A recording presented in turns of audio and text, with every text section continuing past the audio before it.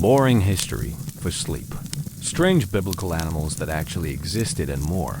Hey guys, tonight we begin with creatures so bizarre, so utterly alien to our modern understanding, that when ancient scribes first described them, people thought they were crafting pure fantasy. But here's the twist that'll keep you awake.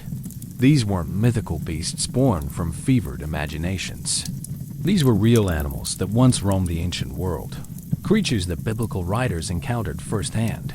Animals so strange that modern science has only recently begun to understand what they actually were. You think the Bible is full of mythical creatures? Think again. While dragons and unicorns capture our imagination, the real animals described in biblical texts were often far more incredible than any fantasy could conjure. We're talking about creatures that defied logic, beasts that seemed to bend the rules of nature itself, animals so extraordinary that when ancient people tried to describe them, they sounded like they were making it all up. So before you get comfortable, take a moment to like the video and subscribe, but only if you genuinely enjoy what I do here. And let me know in the comments where you're tuning in from and what time it is for you. It's always fascinating to see who's joining us from around the world. Now dim the lights. Maybe turn on a fan for that soft background. Tonight we're going to explore the menagerie of the ancient world. A world where reality was stranger than fiction. Where creatures that seem impossible actually walked, flew, and crawled across the landscapes of biblical times. And let's ease into tonight's journey together. You're standing on the shores of the Mediterranean, 3,000 years ago, watching something that shouldn't exist. The sea begins to churn, and from the depths rises a creature so massive, so impossibly alien, that your mind struggles to process what you're seeing. Its body stretches longer than 10 fishing boats placed end to end, water cascading from its sides like waterfalls. This isn't mythology. This is your first encounter with Leviathan. The biblical writers weren't describing a dragon when they wrote about Leviathan. They were trying to capture the sheer terror and awe of encountering a creature that modern science now identifies as likely being a whale. Specifically, the sperm whale, or perhaps the extinct Leviathan melville, a prehistoric whale that was quite literally the ocean's apex predator. But here's what makes this fascinating. When you're a Bronze Age fisherman who's never seen anything larger than a donkey on land, suddenly encountering a 60-foot creature that can hold its breath for over an hour, has teeth the size of bananas, and produces sounds that can be heard for miles underwater, well, you're going to describe it as a sea monster. The Book of Job describes Leviathan's impenetrable hide, its fearsome teeth, and its ability to breathe what appears to be fire. Modern whale researchers know that sperm whales can indeed create spectacular displays when they surface. Their massive blowholes can project water and mist in ways that, in certain lighting conditions, might very well appear like breathing fire or smoke. You can almost feel the ancient terror as these massive creatures surfaced near fishing boats. The displacement of water alone would be enough to capsize smaller vessels. The sound, that deep, resonant call that sperm whales make, would reverberate through the hulls of wooden boats, creating an experience that felt truly supernatural.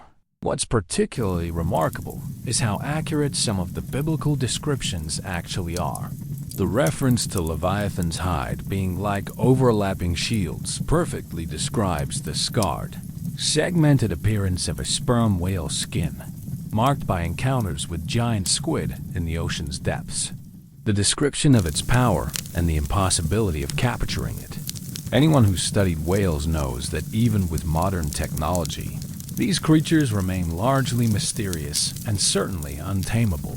The ancient writers were doing their best to describe something that challenged every category they had for understanding the natural world. They were creating the first whale documentaries, using the only language and concepts available to them. You're crouched by the Nile River at dawn, the air thick with humidity and the scent of mud and vegetation. The water is perfectly still, reflecting the early morning sky like a mirror. Then suddenly, the surface explodes. What emerges is a creature so massive, so violently powerful, that it makes every other animal you've ever seen look like a house cat. Welcome to your encounter with Behemoth. The Book of Job describes Behemoth as a creature whose strength is in its loins, whose power is in its belly muscles, whose tail sways like a cedar tree. For centuries, scholars debated what this creature could be. Elephant? Some unknown dinosaur? The answer is simultaneously more mundane and more terrifying than either. The hippopotamus. But not just any hippopotamus. You're looking at the ancient hippopotamus, larger than its modern descendants, in an environment where it was the absolute ruler of the waterways. These weren't the somewhat comical, rotund creatures you might see in a modern zoo. These were 4,000-pound killing machines that could snap a crocodile in half with a single bite. The biblical description of Behemoth's cedar-like tail initially puzzled researchers, since hippos have relatively small tails. But recent studies of hippo behavior reveal something remarkable. When a hippo is establishing dominance or marking territory, it rapidly wags its tail while defecating, creating a spray that can extend 15 feet. To an observer, especially one trying to maintain a respectful distance, this tail movement would indeed appear cedar-like in its size and vigor. You can almost feel the ground trembling as this massive creature moves through the marsh. The description of its bones being like bronze tubes and its limbs like iron bars isn't poetic exaggeration. It's anatomically accurate. Hippo bones are incredibly dense, among the densest of any land mammal, giving them the structural integrity to support their massive weight both on land and in water. The biblical writers describe Behemoth as unafraid of a raging river, able to remain calm even if the Jordan itself rushes against its mouth. Anyone who's studied hippos knows this is precisely accurate. They're one of the few animals that can actually run underwater, using their weight and bone density to walk along river bottoms while holding their breath for up to 5 minutes. What's particularly fascinating is how the ancient writers captured the hippo's dual nature. By day, seemingly docile, lounging in the water. But as you're about to discover, when provoked or during mating season, these creatures become engines of destruction that can outrun a human, crush a boat, and kill more people in Africa than any other large animal. The ancient world was a place where nature hadn't yet been tamed, where creatures like Behemoth truly were the undisputed masters of their domain. You're walking through the forests of ancient Syria, the morning mist clinging to the trees like ghostly fingers. Through the fog, you spot something that makes your breath catch in your throat. A creature so magnificent, so impossibly powerful, that it seems to belong in a realm of pure fantasy. Standing before you is a massive, horse-like beast with a single spiraling horn protruding from its forehead. But this isn't the delicate, ethereal unicorn of medieval tapestries. This is something far more primal, far more dangerous.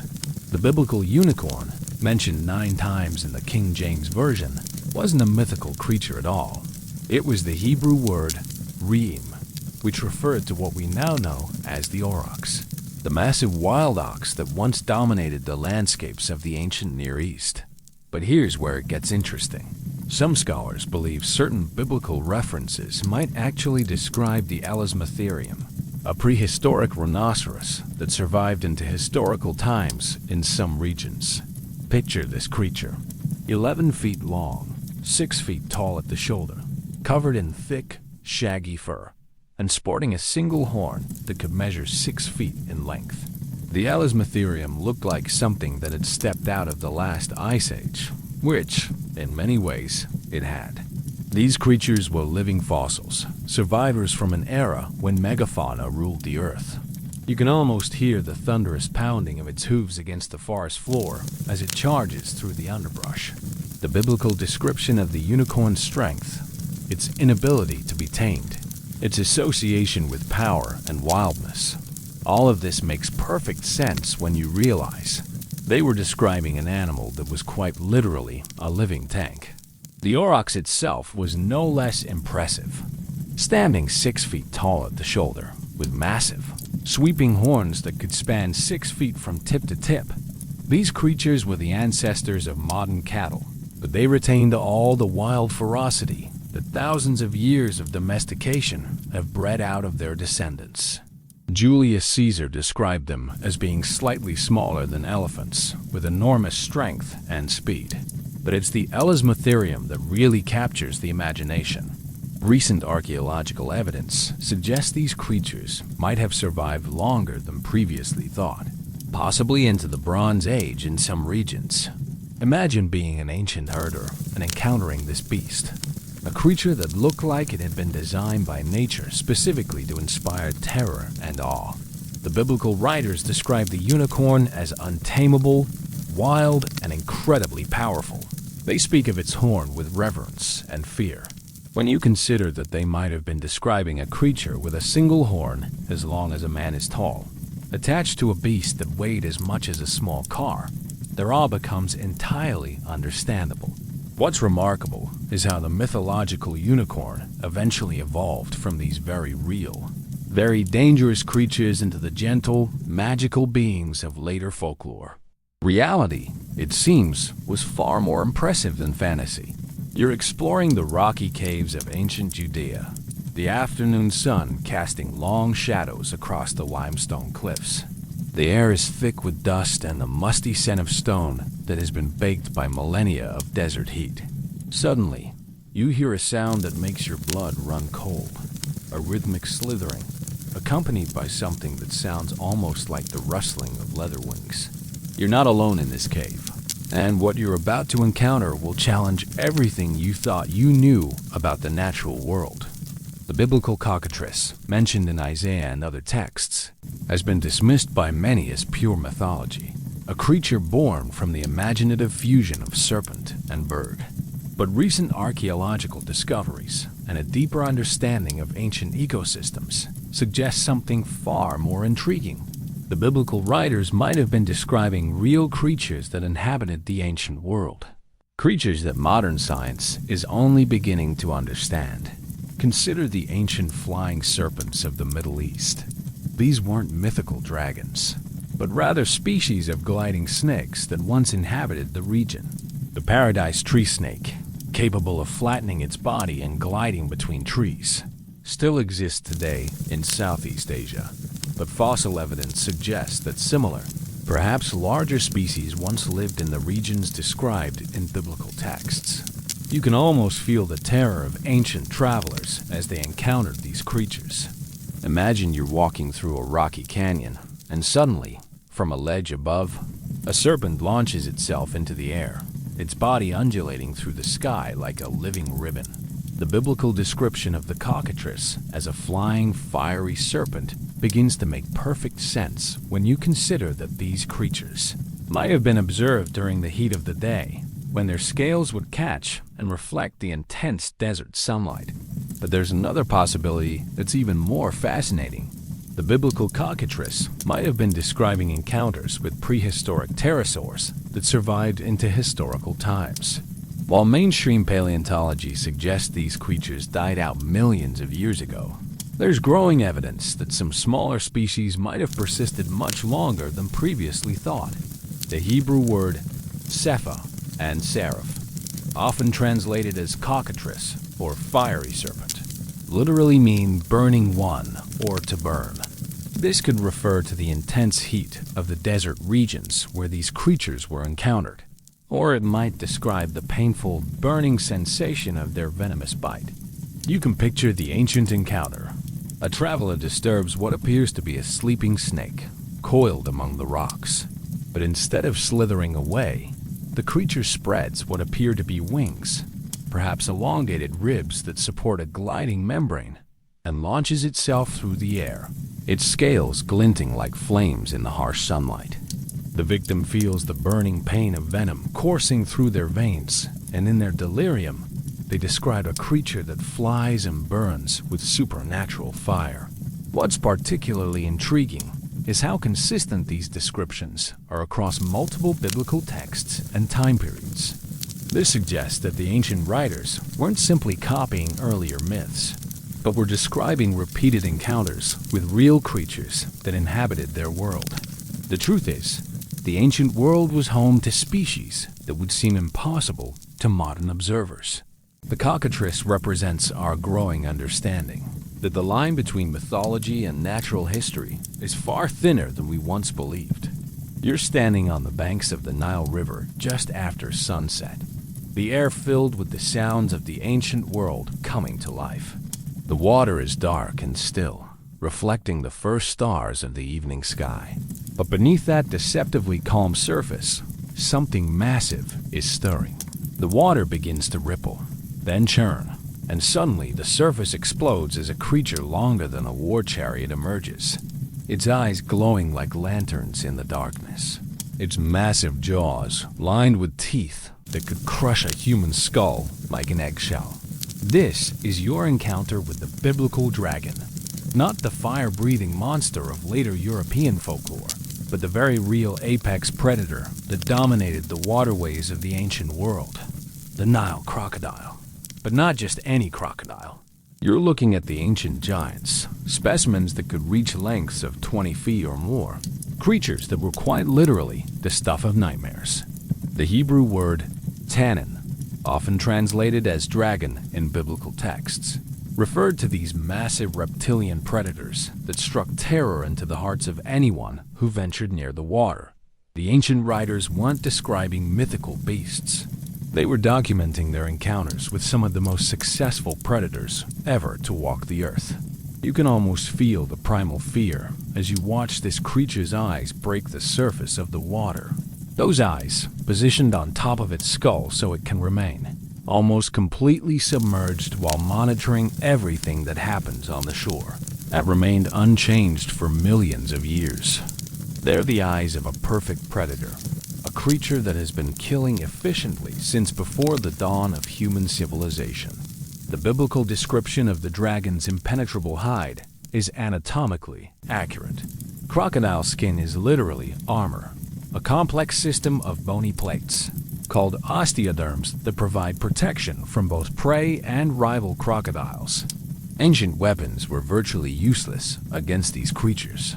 A bronze spear might scratch the surface, but it wouldn't penetrate deeply enough to cause serious damage.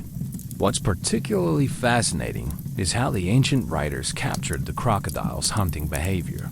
They described the dragon as lying in wait, patient and still, before striking with lightning speed. This is exactly how crocodiles hunt. They can remain motionless for hours, then explode into action with a burst of speed that can exceed 20 miles per hour. The biblical references to the dragon's terrible teeth aren't exaggeration. A large Nile crocodile's bite force can exceed 3,700 pounds per square inch, stronger than any creature that has ever lived. When those jaws close on prey, escape is impossible. The ancient writers described the dragon's mouth as being like a furnace, breathing fire and smoke. While crocodiles don't literally breathe fire, their breath is indeed notoriously foul, a combination of rotting meat, bacteria, and the gases produced by decomposition in their stomachs. You can imagine the terror of ancient peoples as they witnessed these creatures. Death roll, the spinning maneuver crocodiles used to disorient and dismember their prey.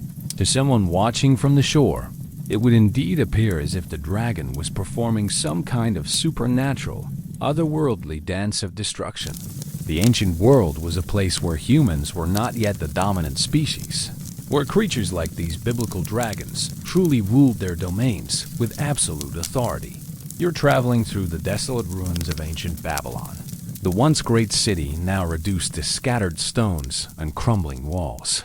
The sun is setting, casting long shadows across the rubble, and in the distance, you hear sounds that make your skin crawl, a mixture of human-like laughter and animalistic, howling that seems to come from everywhere and nowhere at once. As you peer through the gathering darkness, you see figures moving among the ruins. Creatures that walk upright like men, but move with the fluid grace of wild animals. The biblical satyr mentioned in Isaiah's prophecies about the desolation of Babylon and other cities wasn't the goat-legged deity of later Greek mythology. The Hebrew word ser referred to something far more concrete and far more unsettling. The large primates that would move into abandoned human settlements. particularly the aggressive baboon species that inhabited the regions around ancient civilizations. But these weren't the relatively small baboons you might see in a modern zoo. Archaeological evidence suggests that the ancient Middle East was home to much larger primate species, some of which may have stood nearly as tall as humans. The Barbary macaque, which once ranged much further south than its current North African habitat, and other now extinct species of large primates, would have been formidable and terrifying creatures to encounter, especially in the darkness of ruined cities. You can almost feel the unsettling sensation of being watched by intelligence that's almost human, but not quite. The biblical descriptions of satyrs dancing in the ruins, making their homes in desolate places, perfectly matches the behavior of large primates that would naturally move into abandoned human settlements. These creatures would have found the ruins ideal, offering shelter, elevated positions for surveillance, and often residual food sources. The ancient writers described these creatures as wild, untamable, and given to strange behaviors that seemed almost ritualistic. Anyone who studied baboon behavior knows that these animals engage in complex social displays that can indeed appear dance-like, especially during mating seasons or territorial disputes. Their calls, which can range from barks to screams to sounds that are eerily human-like, would have been particularly disturbing in the acoustic environment of abandoned cities. What's particularly fascinating is how the biblical writers captured the psychological impact of encountering these creatures. They describe the satyrs as inhabitants of waste places, creatures that appear after human civilization has failed. This isn't just descriptive accuracy. It's a profound observation about how nature reclaims human spaces, and how the creatures that move into these spaces can seem like supernatural inhabitants of a cursed land. The physical description of satyrs as hairy, wild creatures that move with both human and animal characteristics fits perfectly with encounters with large primates. A baboon standing on its hind legs, with its human-like hands and facial expressions, would indeed appear to be some sort of hybrid creature, part human, part beast. You can imagine the terror of ancient travelers who, while picking through the ruins of a destroyed city, suddenly found themselves face to face with a troop of these creatures. The psychological impact would have been immense. These ruins were supposed to be empty, devoid of life, but instead they were inhabited by beings that seemed to mock human civilization with their quasi-human behavior. The biblical satyr represents one of the most psychologically unsettling aspects of the ancient world. The constant reminder that humanity's dominance over nature was far more precarious than we might assume. You're walking through the rocky desert of the Sinai Peninsula, the morning sun already blazing overhead, when you hear a sound that makes your blood freeze, a hissing so intense, so filled with menace, that it seems to come from the very stones beneath your feet. As you scan the landscape, looking for the source of this sound, you notice something that makes your heart race. A snake, but not just any snake. This creature is massive, thick as a man's arm, and its scales shimmer with an otherworldly iridescence that seems to shift and change as it moves. The biblical basilisk, mentioned in Isaiah and other texts, has been mythologized beyond recognition in later folklore. But the Hebrew word, ziphoni, referred to something very real and very dangerous. The highly venomous serpents that inhabited the ancient Near East, particularly what we now know as the Egyptian cobra and the Palestinian viper. But here's where it gets particularly interesting. Recent archaeological discoveries suggest that the ancient world was home to much larger specimens of these venomous species than exist today. Climate change, habitat destruction, and human encroachment have reduced many snake species to shadows of their former selves. The ancient basilisk was likely a creature that could reach lengths of 8 feet or more, with venom potent enough to kill a human within minutes. You can almost feel the paralyzing terror as you realize you're looking at a creature that embodies one of humanity's most primal fears. The biblical description of the basilisk as a creature whose very gaze could kill wasn't entirely metaphorical. When a large, highly venomous snake fixes its attention on you, The psychological impact is immediate and overwhelming.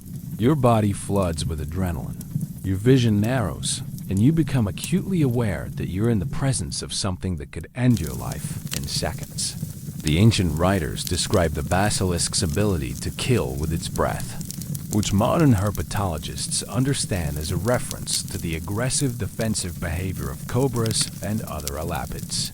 When threatened, these snakes can spray their venom with remarkable accuracy, targeting the eyes and face of potential threats. The burning, blinding pain of venom in the eyes would indeed feel like being killed by the creature's breath. What's particularly fascinating is how the biblical writers captured the snake's hypnotic quality. They described the basilisk as a creature that could fascinate its prey, rendering them unable to move or escape. This is actually an accurate description of how many people react to encounters with large, venomous snakes. They become paralyzed by fear, unable to move away from the very thing that threatens them. The description of the basilisk's scales as being like precious stones reflects the remarkable beauty of these creatures. The scales of an Egyptian cobra, particularly when caught in sunlight, do indeed shimmer with an almost supernatural beauty. It's one of nature's cruelest ironies. Some of the most beautiful creatures are also the most deadly. You can imagine the ancient encounter. A traveler disturbs what appears to be a decorative rope lying in the shade of a rock, only to discover that it's a massive serpent. The creature rears up, its hood spread wide, its scales catching the light like jewels. The traveler finds themselves unable to move, mesmerized by the creature's beauty and paralyzed by the knowledge that they're looking at death itself. The biblical basilisk represents the ancient world's understanding that beauty and danger often go hand in hand, that the most magnificent creatures are sometimes the most deadly. You're exploring the ruins of an ancient Babylonian temple, the stone walls still standing despite centuries of abandonment. The air is thick with dust and the musty scent of decay. As evening approaches, you hear sounds that make your spine tingle. A combination of mournful wailing and sharp, piercing calls that seem to echo from the very walls themselves. Then you see them, creatures perched in the shadows, their large eyes reflecting the fading light like mirrors, their movements unnaturally silent and graceful. The biblical Lamia, mentioned in Isaiah's prophecy about the desolation of Babylon, wasn't the child-eating monster of later Greek mythology. The Hebrew word Lilith referred to something far more grounded in reality, the large owl species that would inhabit ruined buildings and abandoned cities, particularly the great horned owl and the eagle owl that were common in the ancient Near East. But these weren't the relatively small owls you might encounter in a modern suburban environment. Archaeological evidence suggests that the ancient Middle East was home to much larger owl species, some with wingspans that could reach 6 feet or more. The ancient eagle owl, in particular, was a formidable predator capable of taking prey as large as young deer. You can almost feel the unsettling sensation of being watched by those enormous eyes. Owls have the largest eyes relative to their body size of any bird, and their forward-facing position gives them an almost human-like appearance that has unnerved people throughout history. The biblical description of the Lamia as a creature that haunts desolate places, making its home in ruins, perfectly describes the behavior of these large owls. The ancient writers describe the Lamia's call as mournful and otherworldly, which anyone who's heard the call of a great horned owl can attest to. These sounds, echoing through the acoustic chambers of abandoned buildings, would have been particularly eerie. The owl's ability to fly silently, combined with its haunting calls, would have made it seem like a supernatural inhabitant of the ruins. What's particularly fascinating is how the biblical writers captured the psychological impact of encountering these creatures in desolate places. They describe the Lamia as a creature that appears in places where human civilization has failed, as if it were a supernatural punishment for abandoning sacred spaces. This reflects a deep understanding of how certain animals naturally move into abandoned human habitats. The physical description of the Lamia as a creature with large eyes, sharp talons, and the ability to fly silently through the darkness fits perfectly with encounters with large owls. The reference to the lamia's wings and its association with darkness and desolation reflects the natural behavior of these nocturnal predators. You can imagine the terror of ancient travelers who, while seeking shelter in what appeared to be an abandoned building, suddenly found themselves sharing the space with these silent, watching creatures. The psychological impact would have been immense. These ruins were supposed to be empty, but instead they were inhabited by beings that seemed to represent the very spirit of desolation. The biblical Lamia represents one of the most psychologically sophisticated aspects of ancient natural observation. The recognition that certain creatures seem to embody the emotional and spiritual qualities of the places they inhabit. In the case of the Lamia, these large owls became living symbols of abandonment and decay, creatures that appeared when human civilization retreated and left sacred spaces to the wild. You're standing at the base of a sheer cliff face in the mountains of ancient Israel, the rocks stretching upward into the clouds like a natural fortress. The morning sun casts dramatic shadows across the stone, and you're convinced that nothing could possibly live in such an inhospitable environment. Then you hear it, the sound of hooves on stone, impossible as it seems. You look up and see something that defies everything you thought you knew about the natural world. A creature leaping from ledge to ledge with the grace of a dancer, navigating vertical surfaces that would challenge even the most skilled human climber. The biblical wild goat, mentioned throughout the Old Testament, wasn't some generic mountain animal. The Hebrew word yel referred specifically to the Nubian ibex, a species of wild goat that possessed abilities so extraordinary that they seemed to belong more to the realm of magic than natural history. These creatures were living proof that the ancient world was home to animals that pushed the boundaries of what seemed physically possible. You can almost feel the vertigo as you watch these animals navigate cliff faces that would be impossible for any human to climb. The Nubian ibex possesses specialized hooves that function like natural climbing equipment. The outer edge is hard and sharp, providing grip on the smallest rock projections, while the inner pad is soft and flexible, allowing them to mold to the contours of the stone. Their leg muscles are so powerful that they can launch themselves 15 feet or more between tiny ledges. The biblical writers describe these creatures as inhabitants of the high places, animals that make their homes in locations that seem utterly inaccessible to earthbound creatures. The Book of Psalms mentions how the high hills are a refuge for the wild goats, and anyone who's observed ibex behavior knows this is anatomically and behaviorally accurate. These animals don't just climb mountains. They live their entire lives on vertical surfaces, mating, giving birth, and raising their young on ledges that would terrify experienced mountain climbers. What's particularly remarkable is how the ancient writers captured the ibex's social behavior. They describe these creatures as living in groups, with the males displaying elaborate behaviors during mating season.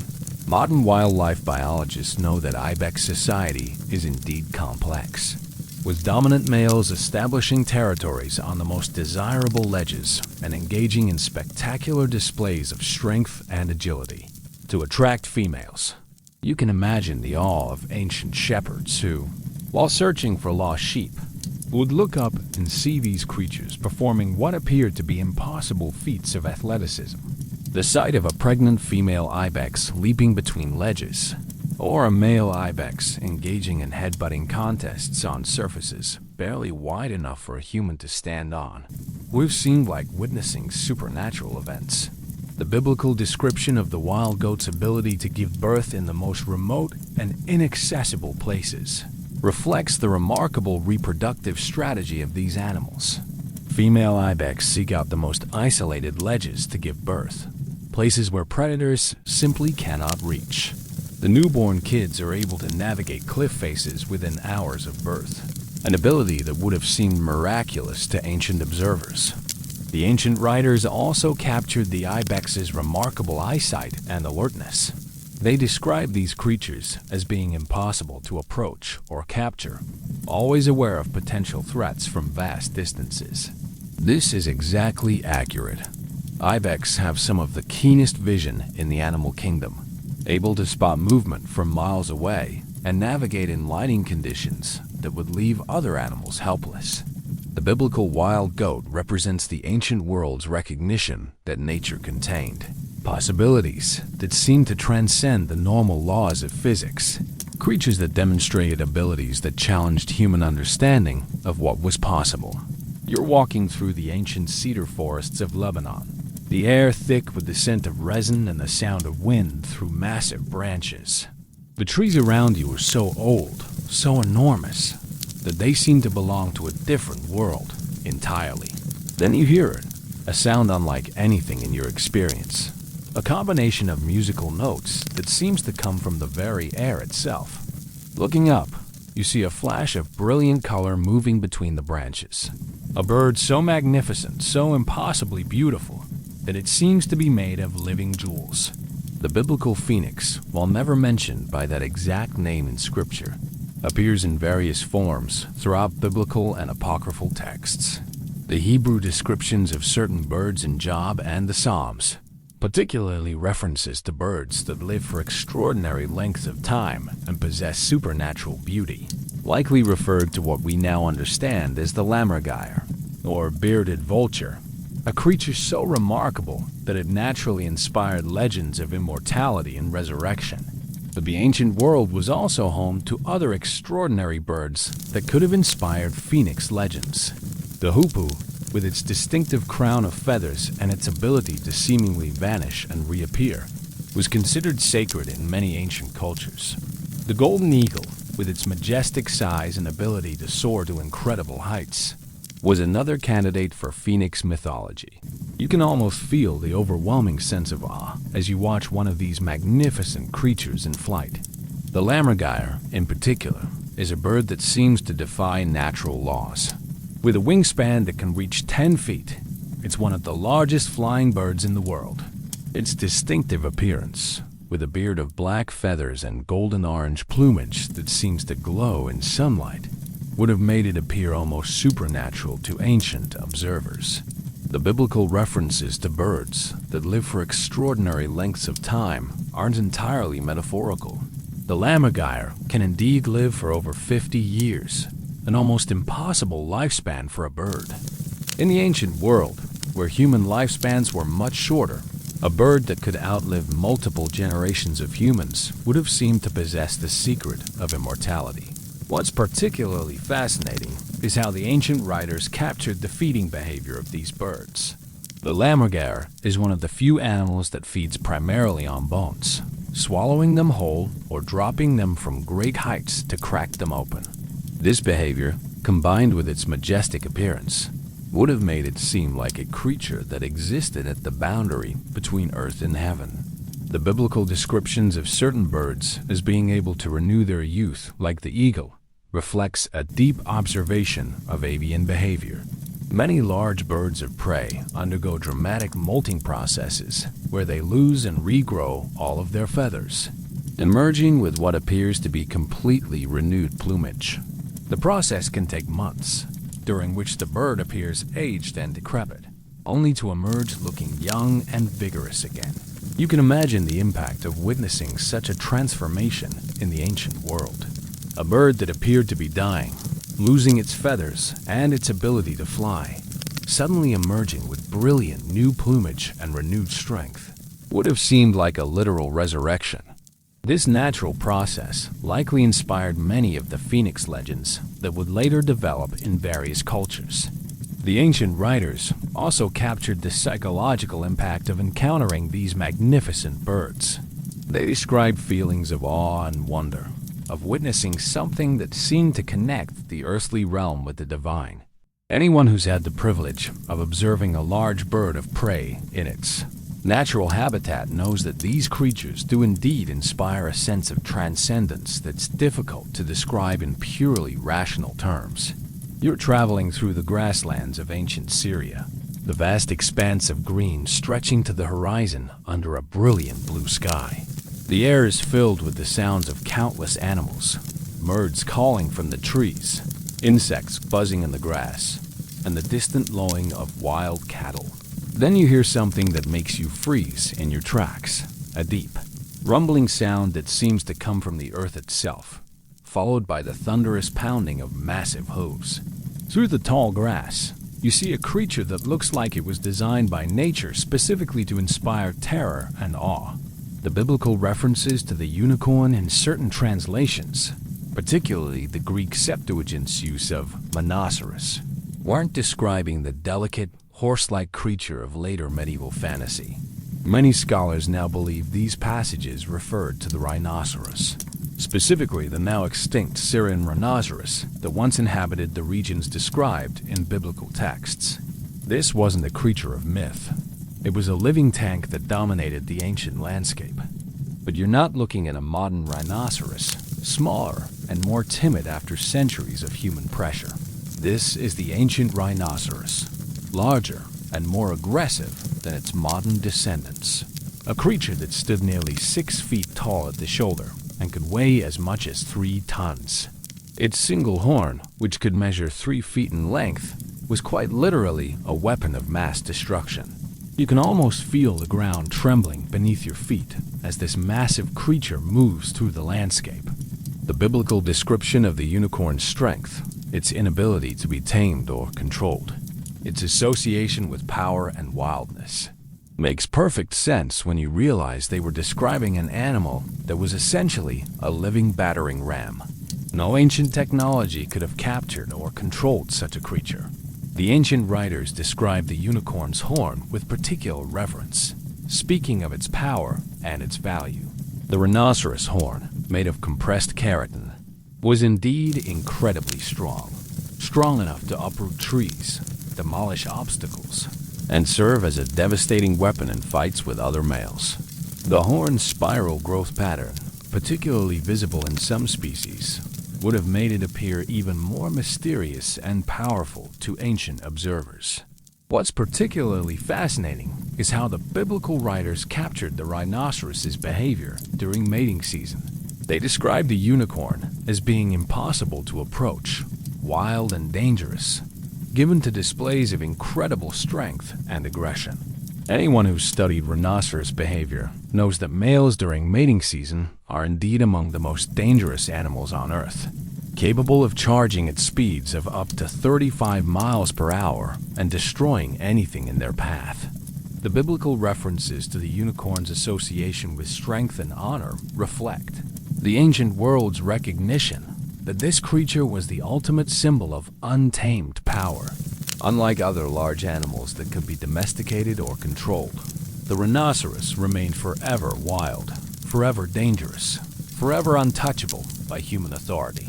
You can imagine the terror and awe of ancient peoples who encountered these creatures. The sight of a 3-ton animal charging across the landscape, its massive horn lowered for battle, would have been an experience that challenged every assumption about humanity's place in the natural world. These creatures were living reminders that nature contained forces that were beyond human control or understanding.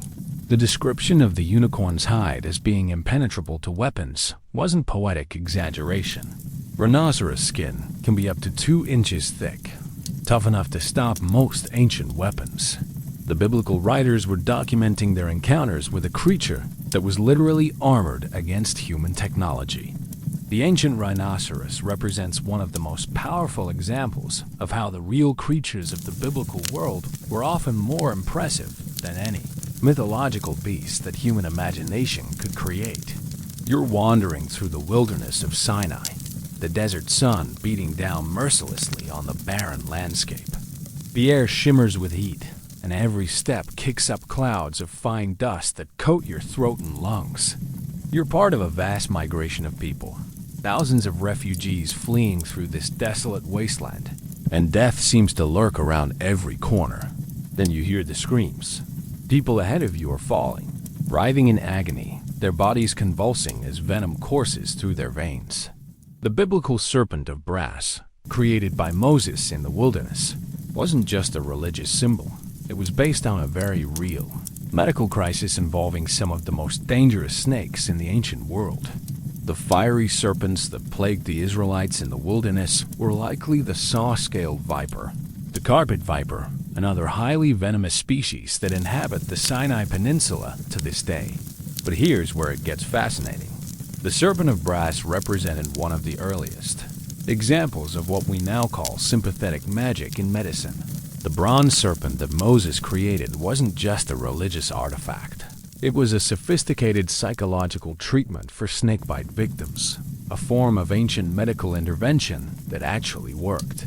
You can almost feel the terror as you realize that the desert around you is literally crawling with creatures that can kill you within hours. The saw-scaled viper, in particular, is responsible for more snakebite deaths than any other species in the world. These creatures are masters of camouflage, burying themselves in the sand with only their eyes and the tip of their nose visible, waiting for prey to pass within striking distance. The biblical description of these serpents as fiery wasn't metaphorical. It was an accurate description of the burning pain that their venom causes. The saw-scaled viper's venom is hemotoxic, meaning it destroys blood cells and causes massive internal bleeding. Victims experience excruciating pain that feels like liquid fire coursing through their veins. The ancient writers were documenting the medical symptoms of envenomation with remarkable accuracy. What's particularly remarkable is how the biblical account describes the psychological component of snakebite treatment. The instruction to look upon the brass serpent wasn't just religious ritual. It was a form of exposure, therapy that helped victims overcome the paralyzing fear that often made snakebite injuries worse.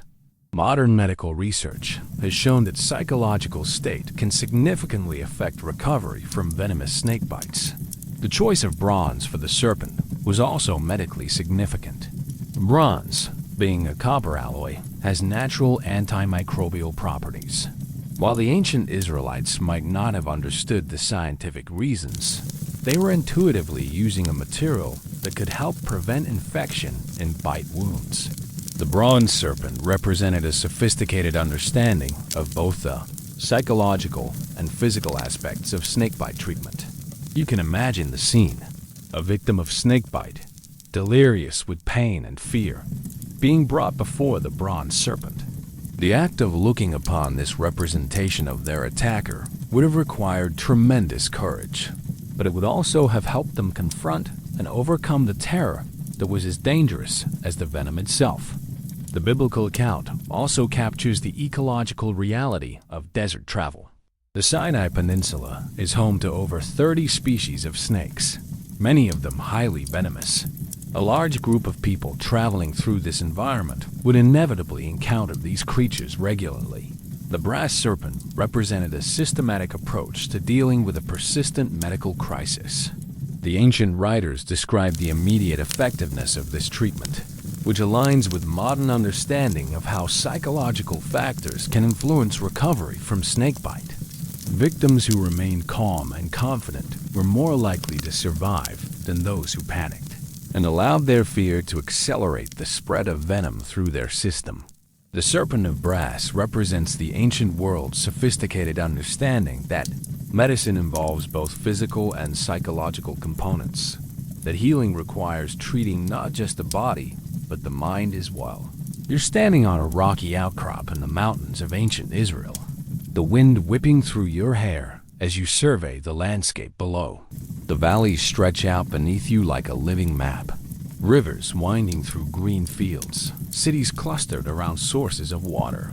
Then you hear it, a sound that seems to come from the very heavens themselves, a cry so powerful, so filled with wild majesty, that it makes your soul soar. Looking up, you see a creature that embodies everything magnificent and terrible about the natural world. The biblical eagle, mentioned over 30 times in Scripture, wasn't just any bird of prey. The Hebrew word nesher referred specifically to the golden eagle, a creature so magnificent, so powerful, that it became the ultimate symbol of divine strength and authority throughout the ancient world. But this wasn't the somewhat diminished eagle you might see in a modern zoo. This was the ancient golden eagle, larger and more powerful than its modern descendants. You can almost feel the overwhelming sense of awe as you watch this magnificent creature soar effortlessly through the air. The golden eagle's wingspan can reach 8 feet, and its flying abilities are so advanced that it can reach speeds of over 200 miles per hour during hunting dives. To ancient observers, these creatures seem to move with supernatural grace and power, navigating the heavens as easily as humans walk on Earth. The biblical writers describe the eagle's incredible eyesight with remarkable accuracy. They speak of the eagle's ability to spot prey from impossible distances, to see things that are invisible to human eyes. Modern science has confirmed that eagles possess the most acute vision in the animal kingdom. They can spot a rabbit from over 2 miles away and can see ultraviolet light, giving them a view of the world that's literally beyond human comprehension. The ancient descriptions of the eagle's hunting behavior are equally accurate. The biblical texts describe how the eagle swoops down from great heights to snatch its prey, how it can carry off animals much larger than itself. Golden eagles are indeed capable of taking prey as large as young deer, and their hunting technique, diving from incredible heights at tremendous speeds, would have seemed like divine intervention to ancient observers. What's particularly fascinating is how the biblical writers captured the eagle's parenting behavior. They describe the eagle stirring up its nest, hovering over its young, and teaching them to fly by literally carrying them on its wings. This is exactly how golden eagles behave. Parent eagles will indeed carry their young on their backs during flying lessons, gradually teaching them to become independent hunters. The biblical metaphor of being carried on eagles' wings wasn't just poetic language. It was based on direct observation of one of the most remarkable parenting behaviors in the animal kingdom. The sight of a massive eagle carrying its offspring through the sky would have been a powerful symbol of divine protection and care. You can imagine the psychological impact of encountering these creatures in their natural habitat. The golden eagle's cry, which can be heard for miles, would have echoed through the mountain valleys like a voice from heaven. The sight of these magnificent birds soaring at altitudes that seemed to touch the very throne of God would have naturally inspired thoughts of divine power and majesty. The biblical writers also captured the eagle's longevity and apparent ability to renew its strength. They describe how the eagle's youth is renewed like the eagle's, referring to the molting process that allows these birds to maintain their flying abilities throughout their long lives. Golden eagles can live for over 30 years, and their ability to seemingly regenerate their strength through molting would have appeared miraculous to ancient observers. The ancient eagle represents the perfect fusion of natural observation and spiritual symbolism, a creature so magnificent that it naturally inspired thoughts of divine power and transcendence. You're walking through the ancient forests of Israel, the dappled sunlight filtering through leaves that rustle with the slightest breeze. The air is thick with the scent of wild herbs and the distant sound of water flowing over stones. This is a peaceful place, a sanctuary where you might expect to find rest and tranquility. Then you hear it, a sound that transforms your blood to ice water, a roar so deep, so primal, that it seems to come from the very foundations of the earth. You're no longer alone in this forest, and what you're about to encounter will remind you exactly where humans fit in the natural order. The biblical lion, mentioned over 130 times in Scripture, wasn't the somewhat diminished king of beasts you might see in a modern African safari. The Hebrew word aryeh referred to the Asiatic lion, a subspecies that once dominated the landscapes of the ancient Near East. These were creatures that ruled their territories with absolute authority, apex predators that feared nothing and commanded respect from every other creature in their domain. You can almost feel the ground trembling beneath your feet as you realize you're in the presence of one of nature's most perfect killing machines. The ancient Asiatic lion was larger and more powerful than its modern descendants, with males weighing up to 500 pounds and possessing a mane that could extend down their belly and up their back. These weren't just big cats, they were living embodiments of primal power. The biblical writers describe the lion's hunting behavior with remarkable accuracy. They speak of the lion crouching in wait, lying in ambush, moving with stealth that belies its massive size. Modern wildlife biologists know that lions are indeed masters of stealth hunting, capable of moving silently through dense vegetation and remaining perfectly motionless for hours while waiting for the perfect moment to strike. The ancient descriptions of the lion's roar are particularly fascinating. The biblical texts describe how the lion's roar can be heard from great distances, how it strikes fear into the hearts of all who hear it. Scientific measurements have shown that a lion's roar can indeed be heard up to 5 miles away, and the sound waves are so powerful that they can cause physical vibrations in the ground. What's particularly remarkable is how the biblical writers captured the lion's social behavior. They describe lions as living in family groups, with multiple generations hunting together and sharing their kills. This is exactly how Asiatic lions behave. They live in prides that are actually extended family units, with complex social hierarchies and cooperative hunting strategies. The biblical metaphors involving lions often focus on their courage and their refusal to retreat from any challenge. The ancient writers describe how a lion doesn't turn back from its prey, how it faces danger with unwavering determination. This reflects a deep understanding of lion psychology. These creatures are indeed fearless in a way that's difficult for humans to comprehend. You can imagine the terror of ancient shepherds who had to protect their flocks from these magnificent predators. The biblical account of David killing a lion with his bare hands, while it might seem like mythology, reflects the reality that young men in the ancient world regularly face challenges that would seem impossible to modern people. The presence of lions in the landscape meant that ordinary people had to develop extraordinary courage just to survive. The biblical writers also captured the lion's hunting efficiency. They describe how quickly and decisively a lion kills its prey, how it can bring down animals much larger than itself. Lions are indeed capable of killing prey as large as buffalo, and their hunting technique, a combination of stealth, speed, and overwhelming power, would have made them seem like supernatural forces of destruction. The ancient lion represents the biblical world's understanding that nature contained forces that were beyond human control, creatures that embodied qualities of strength, courage, and majesty that humans could admire but never fully possess. You're settling down for the night in a small village in ancient Judea, the oil lamps casting flickering shadows on the stone walls of your dwelling. Outside, the sounds of the night are beginning, the calls of night birds, the rustling of small creatures in the brush, the distant howling of jackals. But there's something else, something that makes the hair on the back of your neck stand up. The feeling that you're being watched by eyes that see everything while remaining completely invisible. The biblical leopard, mentioned numerous times in Scripture, wasn't just another big cat. The Hebrew word namer referred to the Persian leopard, a subspecies that was larger and more powerful than most modern leopards.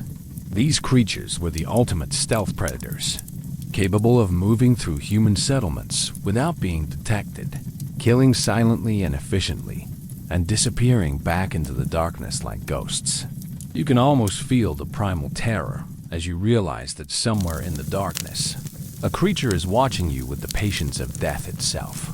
The Persian leopard was the perfect nocturnal hunter, with eyes that could see in near total darkness and paws that could move across any surface without making a sound. These weren't just dangerous animals. They were living nightmares that could strike without warning. The biblical writers describe the leopard's spotted coat with remarkable accuracy, but they also capture something deeper: the way those spots provided perfect camouflage in the dappled light and shadow of the ancient landscape. The Hebrew references to the leopard's inability to change its spots wasn't just about physical appearance. It was about the creature's unchanging nature as a predator. The ancient descriptions of the leopard's hunting behavior are particularly chilling. The biblical texts describe how the leopard lies in wait near cities and villages, how it watches for opportunities to strike, how it can kill silently and drag its prey away without anyone knowing what happened. This is exactly how leopards hunt. They're ambush predators that can remain motionless for hours, waiting for the perfect moment to attack. What's particularly fascinating is how the biblical writers captured the leopard's incredible strength. They describe how the leopard can carry prey much larger than itself, how it can climb trees while carrying a full-grown animal. Modern wildlife biologists know that leopards are pound for pound the strongest of all big cats, capable of dragging prey weighing twice their own body weight up into trees. The biblical metaphors involving leopards often focus on their speed and agility. The ancient writers describe how quickly a leopard can move, how it can appear and disappear like a shadow. Leopards are indeed capable of reaching speeds of 40 miles per hour and can leap horizontally up to 20 feet and vertically up to 10 feet. To ancient observers, these abilities would have seemed supernatural. You can imagine the terror of ancient people who lived in constant awareness that these creatures were sharing their environment. Unlike lions, which announced their presence with roars, leopards were silent killers that could strike without warning. The psychological impact of living with such a threat would have been immense. Every shadow could conceal death. Every sound in the night could signal danger. The biblical writers also captured the leopard's territorial behavior. They describe how leopards establish territories around human settlements, how they become familiar with human routines and patterns. This is exactly accurate. Leopards are indeed territorial animals that learn to exploit human behavior, becoming more dangerous as they become more familiar with their prey. The ancient descriptions of the leopard's eyes are particularly evocative. The biblical texts describe eyes that glow in the darkness, eyes that seem to see into the soul. Anyone who's encountered a leopard's gaze knows that these creatures do indeed possess an intensity that's difficult to describe. They look at you with an intelligence that's both alien and deeply unsettling. The biblical leopard represents the ancient world's understanding that true danger often comes not from the obvious threats, but from the silent, patient predators that wait in the darkness. You're gathering berries in the hills above ancient Israel. The early morning air crisp and clean, filled with the scent of wild honey and flowering herbs. The sun is just beginning to penetrate the forest canopy, creating patterns of light and shadow that dance across the forest floor. You're focused on filling your basket, enjoying the peaceful solitude of the wilderness, when you hear a sound that makes your blood run cold, a deep, rumbling growl that seems to come from the very earth itself.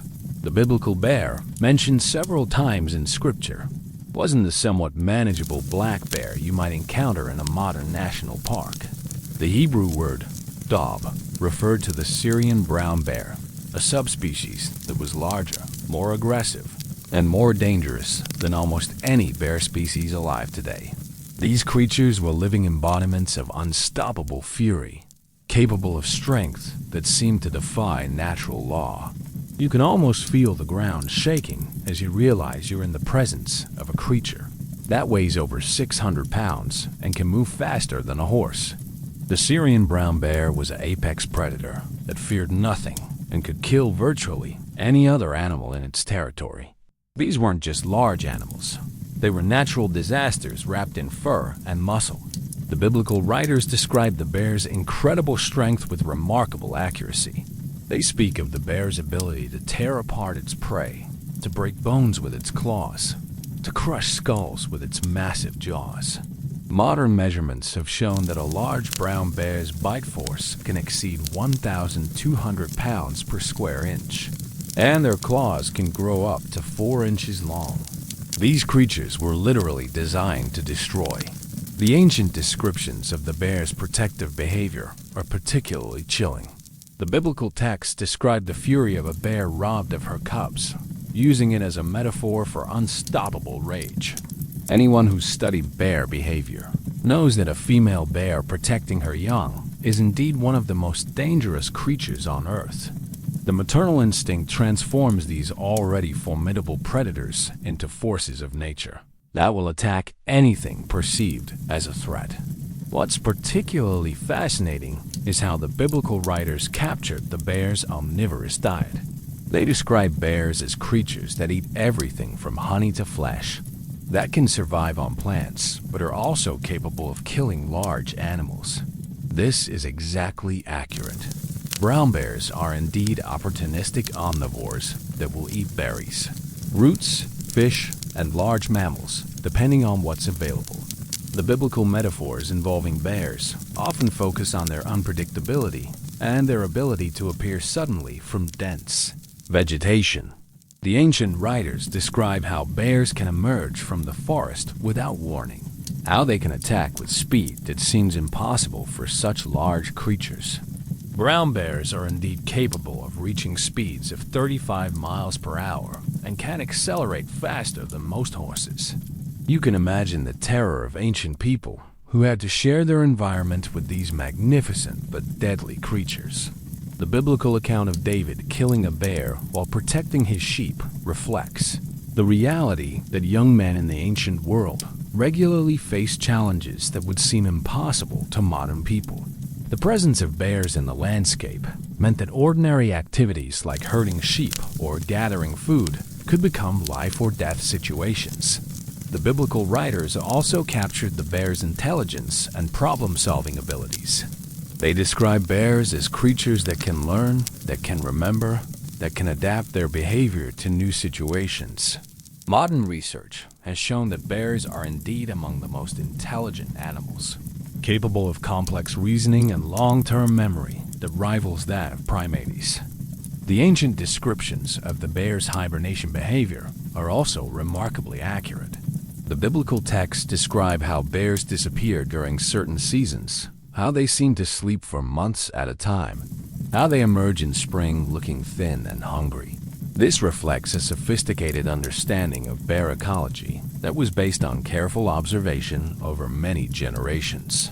The biblical bear represents the ancient world's understanding that nature contained forces that were beyond human control, creatures that embodied qualities of strength and ferocity that humans could never hope to match. You're a shepherd in the hills of ancient Palestine, watching over your flock as the sun begins to set behind the distant mountains.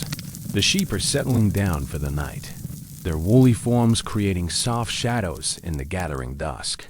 You've built a small fire to keep warm, and the flickering flames cast dancing patterns on the rocky ground around your makeshift camp. Then you hear it, a sound that transforms your peaceful evening into a waking nightmare. The long, mournful howl of a wolf, answered by another, then another, until the entire landscape seems to echo with the voices of creatures that have marked you as their prey. The biblical wolf, mentioned throughout Scripture, wasn't the somewhat diminished creature you might see in a modern wildlife preserve. The Hebrew word zeb referred to the gray wolf, a subspecies that was larger, more numerous, and more dangerous than almost any wolf population alive today. These creatures were the ultimate cooperative hunters, capable of intelligence and strategic thinking that made them nearly impossible to defend against.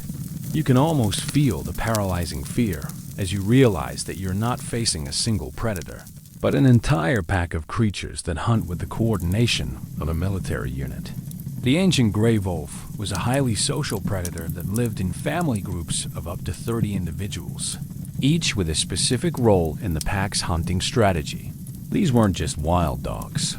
They were living embodiments of collective intelligence and cooperative violence. The biblical writers describe the wolf's hunting behavior with remarkable accuracy. They speak of wolves that hunt in groups, that attack flocks of sheep and goats, that can kill multiple animals in a single raid. Modern wildlife biologists know that wolves are indeed capable of surplus killing. They'll kill more prey than they can immediately consume, driven by hunting instincts that have been honed over millions of years of evolution. The ancient descriptions of the wolf's howling are particularly evocative. The biblical texts describe how wolves communicate across vast distances, how their calls can strike fear into the hearts of both humans and livestock. Scientific research has shown that wolf howls can indeed be heard up to 6 miles away, and the sound serves multiple purposes. coordinating pack movements, establishing territory, and maintaining social bonds. What's particularly fascinating is how the biblical writers captured the wolf's intelligence and adaptability. They describe wolves as creatures that can learn from experience, that can change their hunting strategies based on the defenses they encounter. This is exactly accurate. Wolves are indeed highly intelligent animals, capable of problem-solving and strategic thinking that rivals that of higher primates. The biblical metaphors involving wolves often focus on their deceptive nature and their ability to appear harmless until they strike. The ancient writers describe wolves in sheep's clothing, referring to the way these predators can approach their prey with apparent calm before launching devastating attacks. This reflects a deep understanding of wolf psychology. These creatures are indeed capable of extraordinary patience and stealth. You can imagine the terror of ancient shepherds who had to protect their flocks from these intelligent predators. The biblical emphasis on shepherds who are willing to fight wolves reflects the reality that protecting livestock from these creatures required tremendous courage and skill. Unlike other predators that might attack individually, wolves presented a coordinated threat that required equally coordinated defense. The biblical writers also captured the wolf's territorial behavior. They describe how wolves establish territories and defend them against intruders, how they mark their boundaries and patrol their hunting grounds.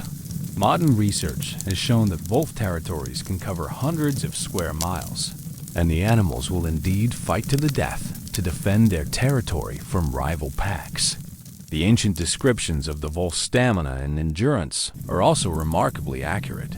The biblical texts describe how wolves can travel vast distances, how they can pursue prey for hours without tiring.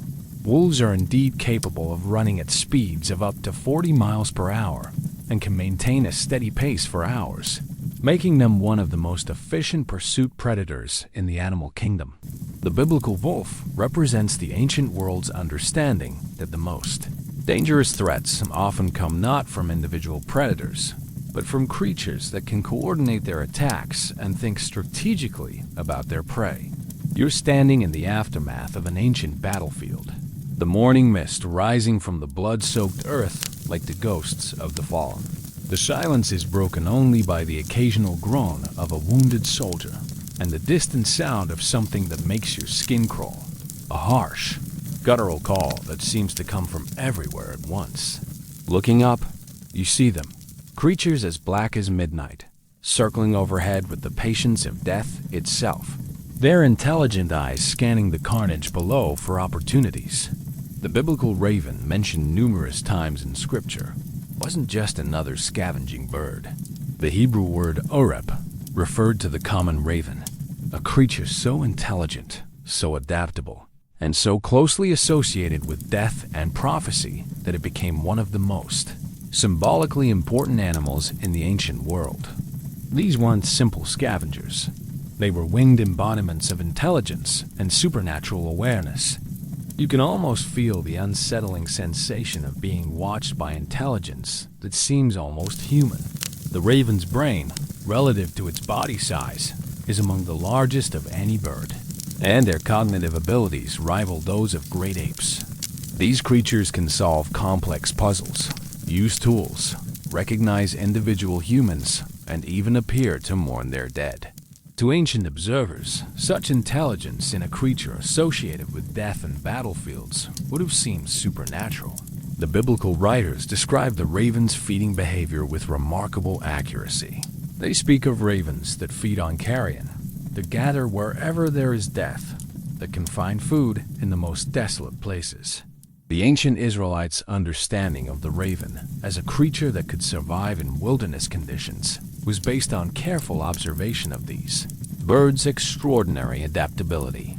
The famous biblical account of ravens feeding the prophet Elijah during his exile in the wilderness reflects a deep understanding of raven behavior. These birds are indeed capable of catching food, storing it in hidden locations and returning to it later. They're also highly social creatures that will share food with their mates and offspring. The idea of ravens bringing food to a human, while extraordinary, isn't entirely outside the realm of possibility for such intelligent creatures. What's particularly fascinating is how the biblical writers captured the raven's role as a messenger and scout. The account of Noah sending out a raven from the ark to search for dry land reflects an understanding of these birds' intelligence and their ability to fly vast distances while navigating with precision. Ravens are indeed capable of flying hundreds of miles and returning to their starting point, making them natural reconnaissance agents. The biblical descriptions of the raven's call are particularly evocative. The ancient texts describe harsh, croaking calls that can be heard from great distances. Anyone who's heard a raven's call knows that these sounds are indeed haunting and can seem almost like voices speaking in an unknown language. The bird's ability to mimic human speech and other sounds would have made them seem like supernatural messengers. You can imagine the psychological impact of encountering these creatures in the aftermath of battle or disaster. Their presence was a sign that death had visited the area, but also that life would continue. Ravens are survivors, creatures that can thrive in conditions that would kill other animals. Their intelligence and adaptability made them symbols of both death and renewal. The biblical writers also captured the raven's parenting behavior. They describe how ravens care for their young, how the adult birds work tirelessly to feed their offspring. Modern research has shown that ravens are indeed devoted parents that will travel miles to find food for their chicks and will aggressively defend their nests against any threat. The ancient descriptions of the raven's longevity are also accurate. The biblical text describe ravens as long-lived creatures, and indeed, ravens can live for over 20 years in the wild. Their longevity, combined with their intelligence and their association with death, made them natural symbols of wisdom and supernatural knowledge. The biblical raven represents the ancient world's understanding that intelligence and adaptability are the keys to survival. That creatures that can think and adapt will outlast those that rely only on strength or speed. You're standing on the roof of your dwelling in ancient Jerusalem, the morning sun casting long shadows across the city's stone buildings. The air is filled with the sounds of daily life, merchants calling their wares, children playing in the streets, the gentle lowing of cattle being led to market. Then you hear it, a soft, melodious cooing that seems to float on the morning breeze. A sound so peaceful, so gentle, that it makes your soul feel calm for the first time in days. The biblical dove, mentioned over 50 times in Scripture, wasn't just another common bird. The Hebrew word Yonah referred to several species of doves and pigeons that were remarkable for their intelligence, their homing abilities, and their symbolic association with peace and the divine. These creatures possessed abilities that seemed almost supernatural to ancient observers. You can almost feel the sense of wonder as you watch these magnificent birds navigate the sky with precision that seems impossible. The rock dove, in particular, possesses one of the most sophisticated navigation systems in the animal kingdom. These birds can fly hundreds of miles and return to their exact starting point, using a combination of magnetic fields, sun position, and landmark recognition that scientists are still trying to fully understand. The biblical writers describe the dove's gentle nature with remarkable accuracy. They speak of doves as creatures that are peaceful, that don't prey on other animals, that seem to embody qualities of innocence and purity. This is exactly accurate. Doves are indeed primarily seed-eaters that rarely engage in aggressive behavior. Their soft cooing calls and gentle demeanor made them natural symbols of peace and tranquility. The famous biblical account of the dove returning to Noah's Ark with an olive branch reflects a deep understanding of dove behavior. These birds are indeed capable of finding food sources over vast distances and returning to communicate their discoveries.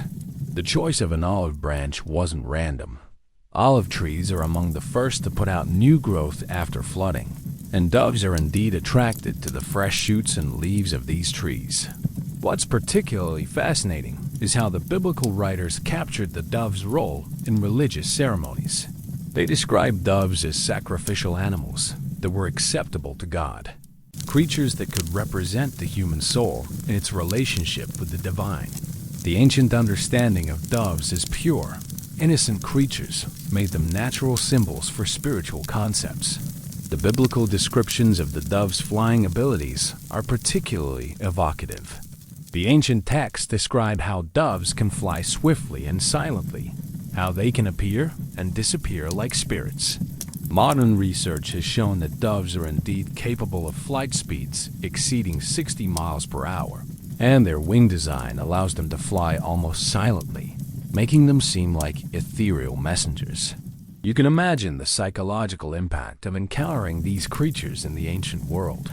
Their ability to navigate vast distances and return home would have seemed miraculous to people who had no understanding of magnetic navigation or celestial positioning.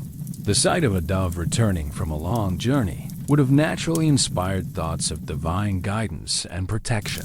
The biblical writers also captured the dove's mating behavior.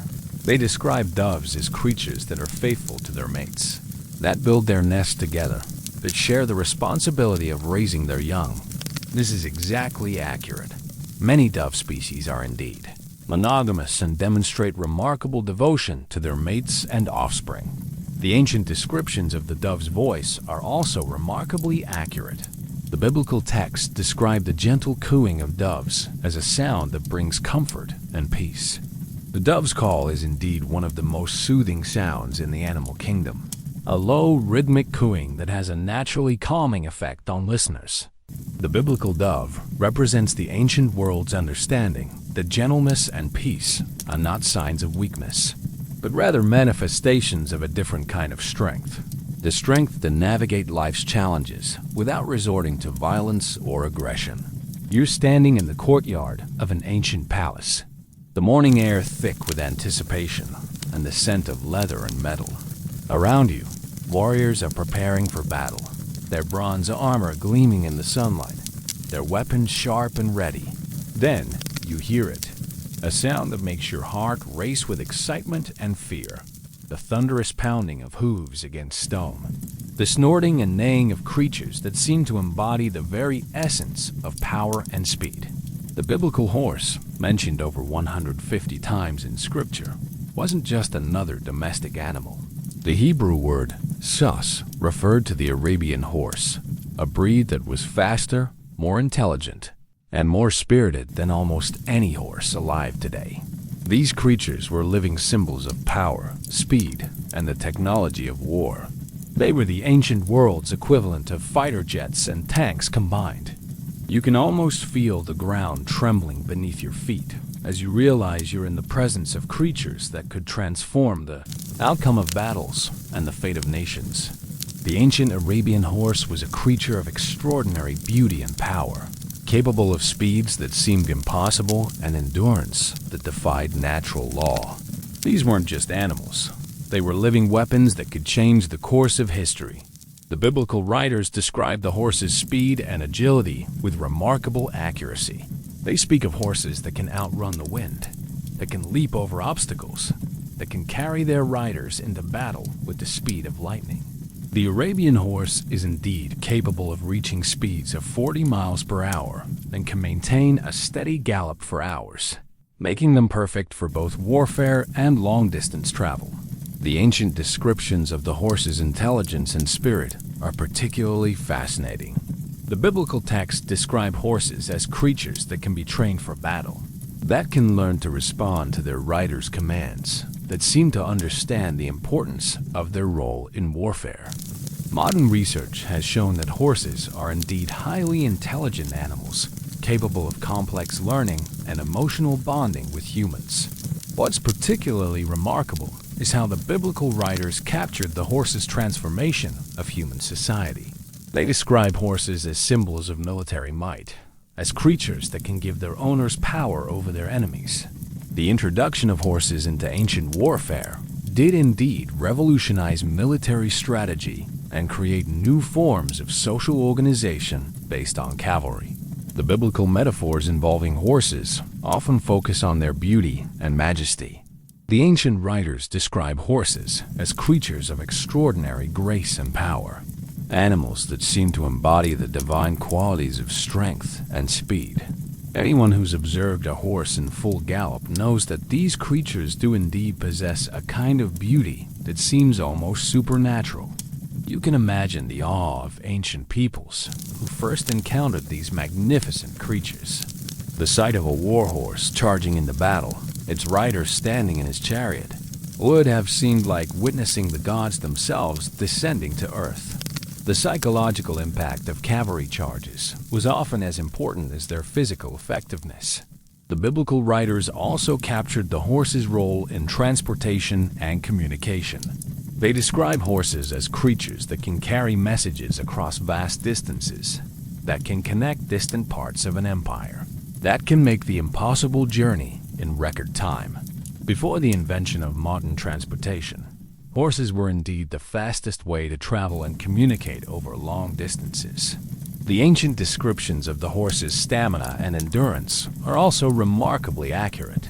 The biblical texts describe how horses can travel for days without rest, how they can carry heavy loads across difficult terrain, how they can perform feats that seem impossible for creatures of their size. The Arabian horse is indeed capable of extraordinary endurance, able to travel over 100 miles in a single day under the right conditions. The biblical horse represents the ancient world's understanding that true power comes not just from strength, but from the ability to move quickly and efficiently, to be in the right place at the right time, to transform potential into kinetic energy. You're standing at the edge of the vast Arabian desert, the sun beating down mercilessly on the endless expanse of sand that stretches to the horizon. The heat is overwhelming, the air shimmering with mirages that make the landscape seem like a realm of dreams and illusions. In the distance, you see something that makes your heart leap with relief. A caravan approaching, led by creatures that seem perfectly designed for this harsh environment, moving across the sand with the grace and power of ships sailing across an ocean. The biblical camel, mentioned over 60 times in scripture, wasn't just another pack animal. The Hebrew word gamel referred to the dromedary camel, a creature so perfectly adapted to desert life that it seemed like a miracle of natural engineering. These animals were the key to survival in the world's harshest environments. The living technology that made long-distance trade and travel possible across the ancient world. You can almost feel the overwhelming gratitude as you realize you're looking at creatures that can survive in conditions that would kill almost any other animal. The dromedary camel can go for weeks without water, can carry loads of up to 400 pounds, and can travel 25 miles per day across terrain that would be impossible for horses or humans. These weren't just animals, they were living survival systems. The biblical writers describe the camel's incredible endurance with remarkable accuracy. They speak of camels that can travel vast distances without water, that can carry heavy loads across impossible terrain, that can survive in conditions that would kill other animals. The dromedary's ability to store water in its tissues and to regulate its body temperature allows it to function in desert conditions that would be lethal to other mammals. The ancient descriptions of the camel's unique physical adaptations are particularly fascinating. The biblical texts describe camels as creatures with unusual feet, with the ability to kneel down to be loaded, with strange eating habits that allow them to survive on vegetation that other animals can't digest. All of these observations are anatomically accurate. Camels have broad, padded feet that distribute their weight on sand, flexible knees that allow them to kneel, and a complex digestive system that can process thorny desert plants. What's particularly remarkable is how the biblical writers captured the camel's role in transforming ancient economics.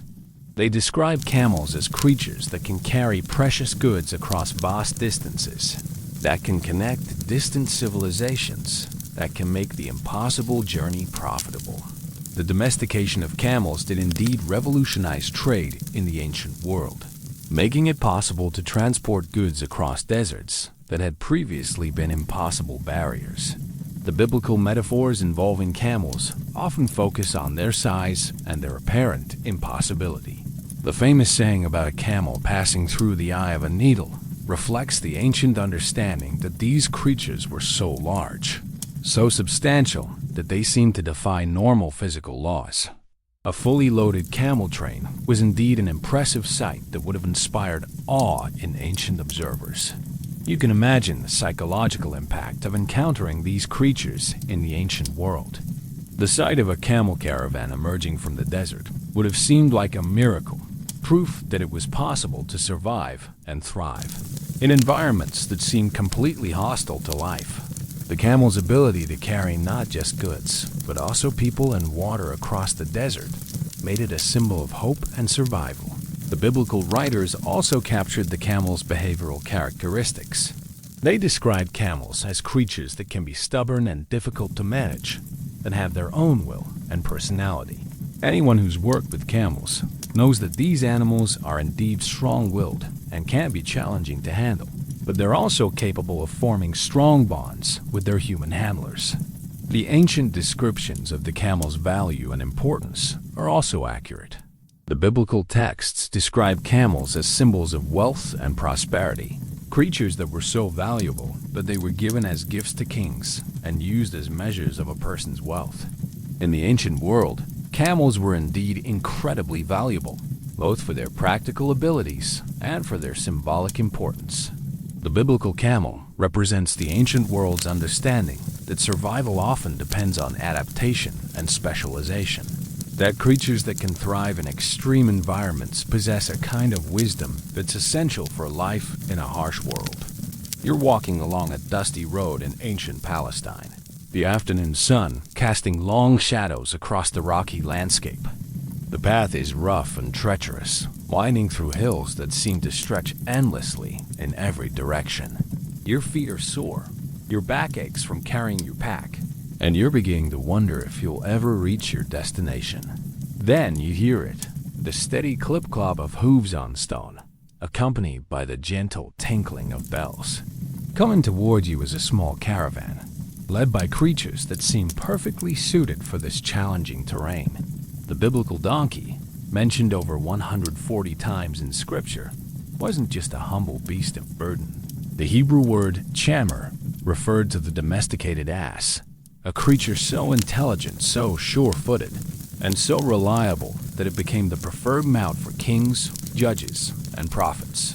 These animals were the ancient world's most dependable transportation technology, capable of navigating terrain that would challenge even the most skilled human travelers. You can almost feel the sense of relief as you realize you're looking at creatures that embody the perfect combination of strength, intelligence, and reliability. The ancient donkey was smaller than a horse, but far more suited to the rocky, mountainous terrain of the Middle East.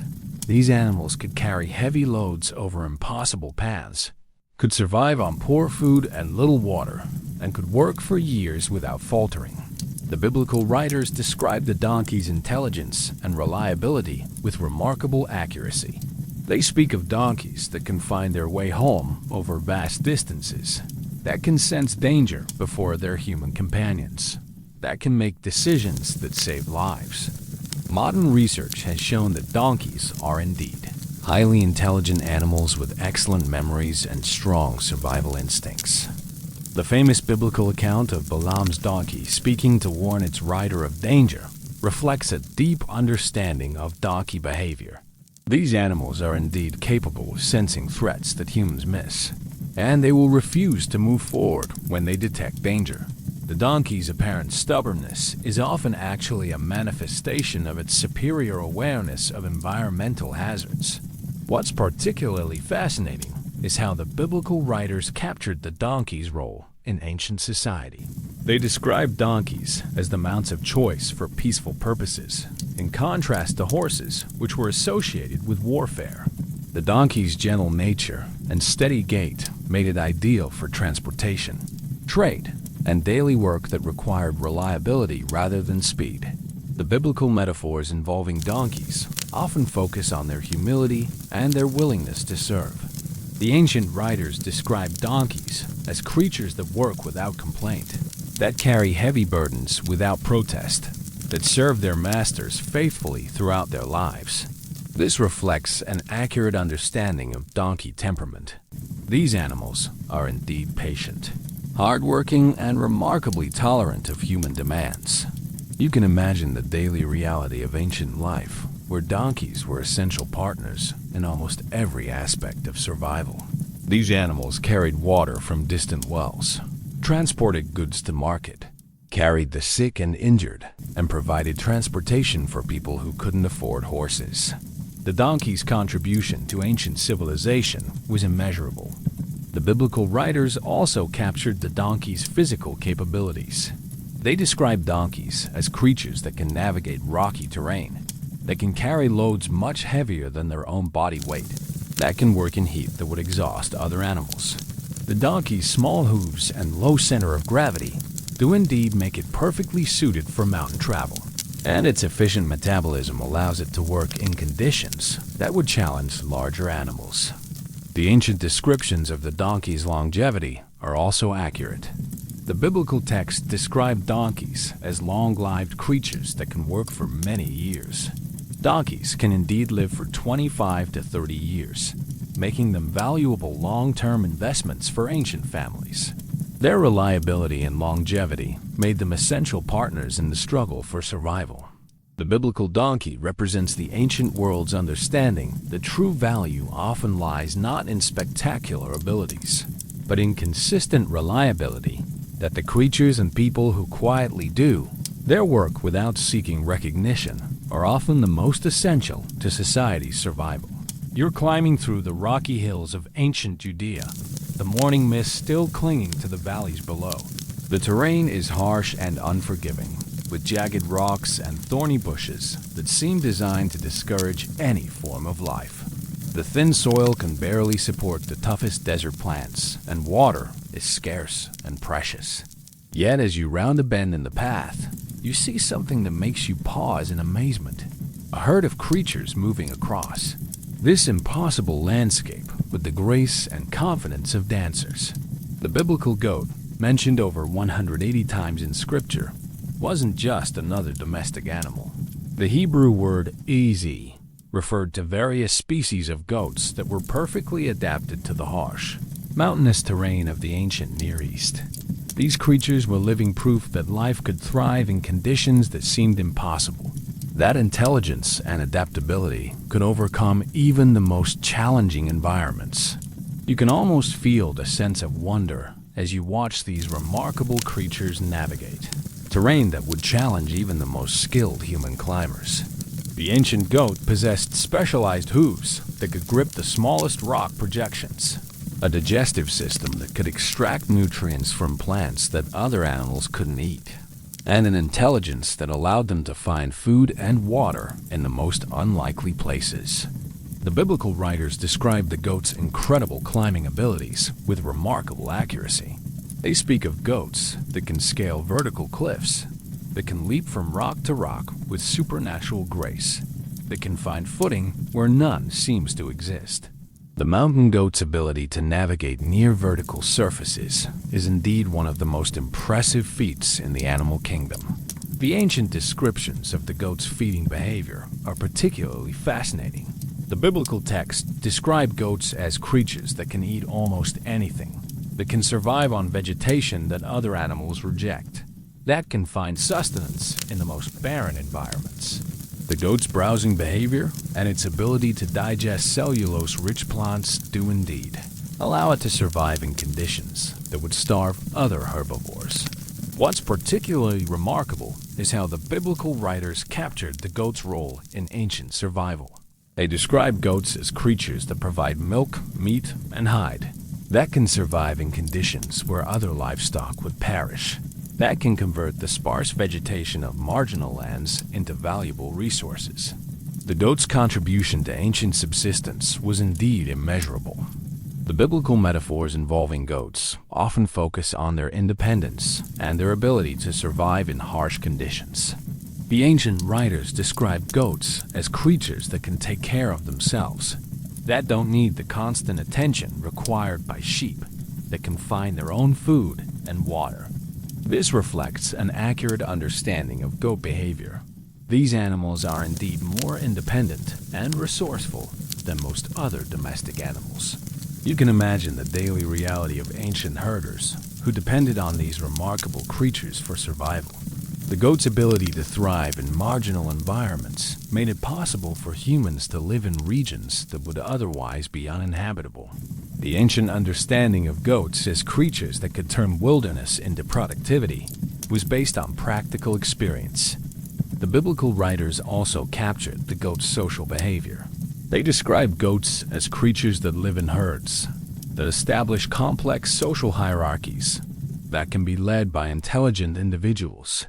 Modern research has shown that goats are indeed highly social animals with complex relationships and communication systems. The ancient descriptions of the goat's intelligence are also accurate. The biblical texts describe goats as creatures that can learn, that can solve problems, that can adapt their behavior to new situations. Goats are indeed among the most intelligent domestic animals, capable of complex reasoning and long-term memory. The biblical goat represents the ancient world's understanding that survival often requires the ability to thrive in harsh conditions, that the creatures best adapted to difficult environments are often the most valuable partners in the struggle for existence. You're walking through the green valleys of ancient Israel, the morning dew still sparkling on the grass like scattered diamonds. The air is fresh and sweet, filled with the scent of wildflowers and the gentle sound of a stream flowing over smooth stones. This is a peaceful place, a landscape that seems designed for tranquility and abundance. But as you move through this idyllic scene, you become aware of creatures that embody both the beauty and the vulnerability of this environment. The biblical sheep, mentioned over 500 times in Scripture, wasn't just another domestic animal. The Hebrew word soan referred to the various breeds of sheep that were perfectly adapted to the pastoral lifestyle of the ancient Near East. These creatures were living symbols of innocence, community, and the need for protection in a dangerous world. You can almost feel the sense of peace as you watch these gentle creatures moving through the landscape. The ancient sheep possessed a calm temperament that made them ideal for pastoral life. But this gentleness also made them vulnerable to predators. They were creatures that embodied the paradox of civilization. The more peaceful and productive a society becomes, the more it needs protection from the wild forces that surround it. The biblical writers describe the sheep's gentle nature with remarkable accuracy.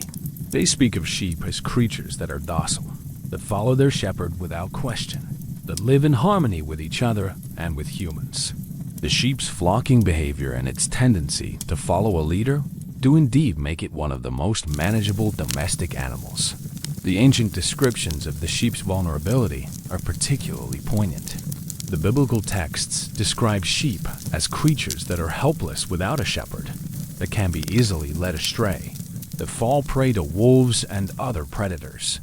This reflects an accurate understanding of sheep psychology.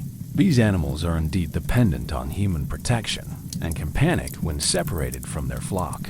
What's particularly fascinating is how the biblical writers captured the sheep's role in ancient society.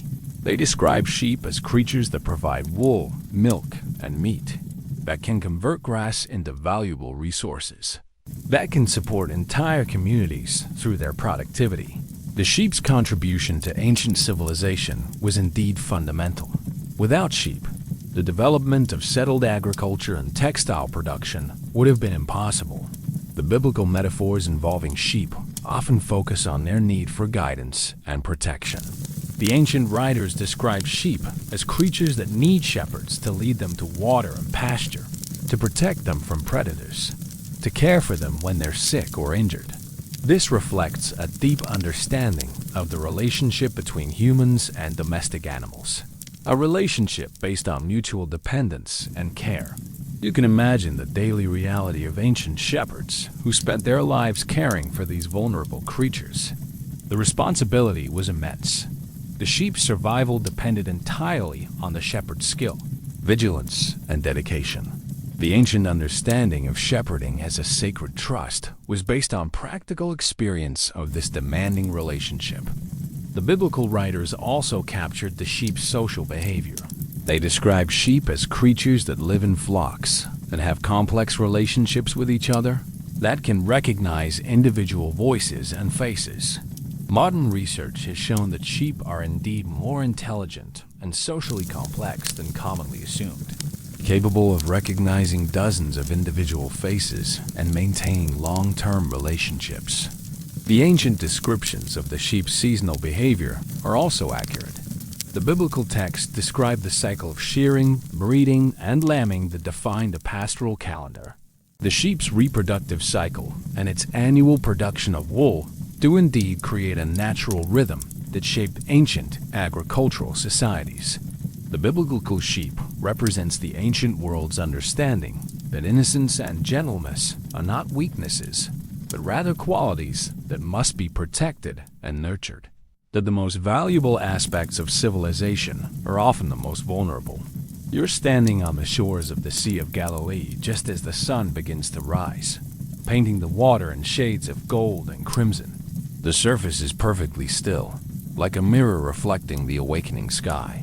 Around you, fishermen are preparing their nets, their weathered hands working with the practiced efficiency of generations. The air is filled with the scent of water and the distant sound of seabirds calling to each other.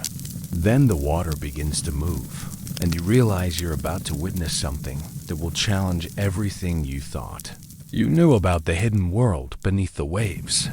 The biblical fish, mentioned over 50 times in Scripture, represented far more than just another source of food. The Hebrew word dag referred to the countless species that inhabited the waters of the ancient Near East, creatures that lived in a realm that was largely invisible to human eyes, yet provided sustenance, livelihood, and profound spiritual metaphors for the people who depended on them. You can almost feel the sense of mystery as you realize you're looking at a world that's almost completely hidden from human observation. The ancient waters of the Sea of Galilee, the Jordan River, and the Mediterranean Sea were home to species that seemed to appear and disappear, according to laws that ancient peoples couldn't fully understand.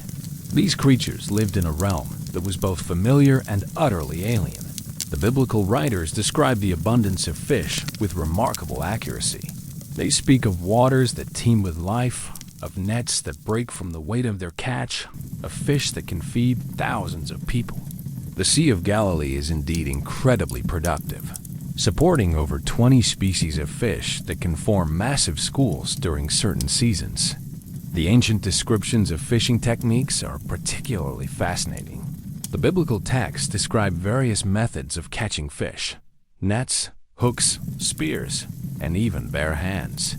These techniques reflect the sophisticated understanding of fish behavior and the seasonal patterns that govern their movements.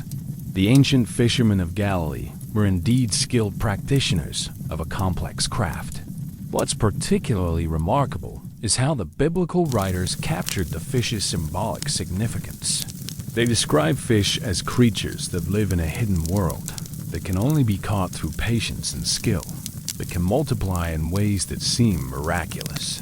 The fish's ability to reproduce in vast numbers and its association with abundance made it a natural symbol for spiritual concepts. The biblical metaphors involving fish often focus on their hidden nature and their sudden appearance.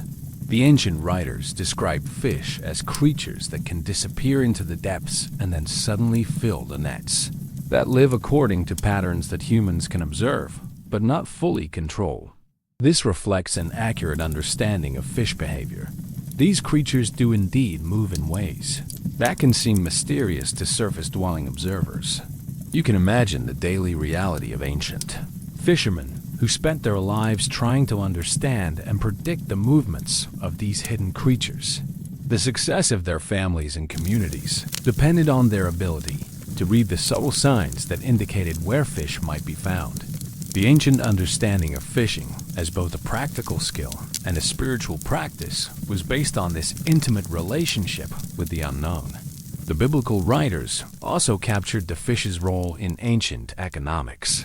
They describe fish as creatures that can be caught, preserved, and traded. That can provide protein for people who live far from the water. The ancient fish trade was indeed extensive, with preserved fish being transported throughout the ancient world. The ancient descriptions of different types of fish are also accurate. The biblical texts distinguish between clean and unclean fish, reflecting detailed knowledge of the various species that inhabited ancient waters.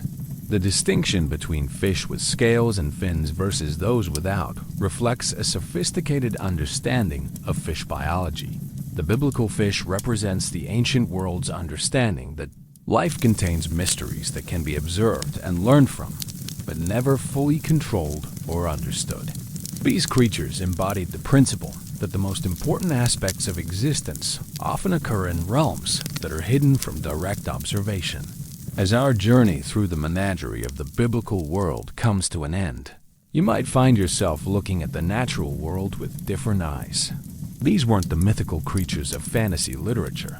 They were real animals that shared the ancient landscape with our ancestors. Creatures whose behaviors and characteristics were so remarkable that they naturally inspired stories of wonder and awe. The truth is, reality was far stranger and more magnificent than any mythology could capture. The ancient world was populated by creatures that possessed abilities that seemed to defy natural law. Animals that had evolved specialized adaptations that made them perfectly suited for their environments. Beasts that embodied qualities of strength, intelligence, and grace that challenged human understanding. What we've discovered tonight is that the biblical writers were careful observers of the natural world. People who understood that the creatures around them provided not just practical resources but also profound insights into the nature of existence itself. The lion's courage, the eagle's vision, the sheep's gentleness, the raven's intelligence. These weren't just animal characteristics. They were windows into understanding the qualities that define life itself. Perhaps most remarkably, we've seen how these ancient creatures adapted to environments that would challenge even modern technology. The camel's ability to survive in desert conditions, the ibex's mastery of vertical terrain, the whale's dominance of the ocean depths. These animals had solved problems that human engineering is still trying to understand. The biblical world was a place where humans lived in intimate contact with creatures that possessed abilities that seemed magical. It was a world where the line between the natural and the supernatural was much thinner than we might assume, where everyday life brought regular encounters with animals that challenged the boundaries of what seemed possible. As you drift off to sleep tonight, perhaps you'll dream of that ancient world, a place where dragons were real, but were actually crocodiles, where unicorns existed, but were rhinoceroses, where phoenixes soared overhead, but were actually magnificent birds of prey. It was a world where reality was far more extraordinary than fiction, where the creatures that walked, flew, and swam through the biblical landscape were living proof that nature's imagination exceeded anything that human creativity could devise. The animals of the ancient world remind us that we live in a universe filled with wonders that are hiding in plain sight, that the natural world around us is populated by creatures whose abilities and characteristics are far more remarkable than we usually take time to notice. Perhaps the greatest lesson from our journey tonight is that we don't need to look to mythology to find the extraordinary. It's all around us, waiting to be observed, understood, and appreciated. Sweet dreams, and may your rest be filled with visions of the magnificent creatures that once ruled the ancient world.